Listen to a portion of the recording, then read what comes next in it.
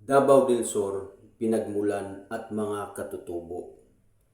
Ang pangalan ng Davao ay galing sa mga salitang Bagubo tulad ng Dava, Davao at Dabu na tumutukoy sa ilog at lugar.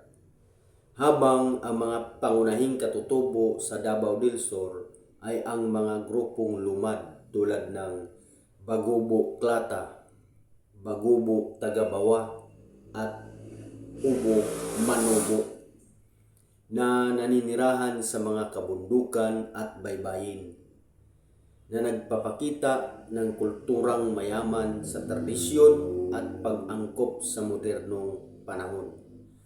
Pinagmulan or origin, pangalang Davao, nagmula sa pagbigkas ng tatlong grupong Bagubo, ang Ubos.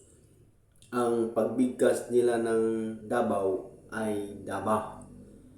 Ang grupong Klata, ang pagbigkas naman nila ay Dawaw.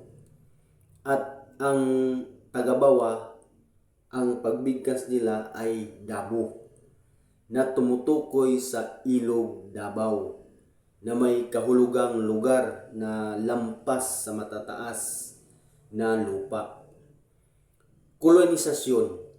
Ang lalawigan ay formal na naitatag noong 1967, ngunit ang pag-unlad ay nagsimula sa pagdating ng mga Kastila, kung saan ang Santa Cruz ang pinakamatandang munisipalidad. Mga katutubo or indigenous people, lumad groups.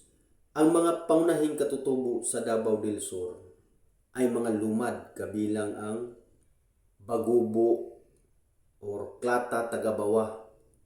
Sila ay naninirahan sa mga kabundukan at baybayin, kilala sa tradisyonal na agrikultura at pag-aani ng pagkain.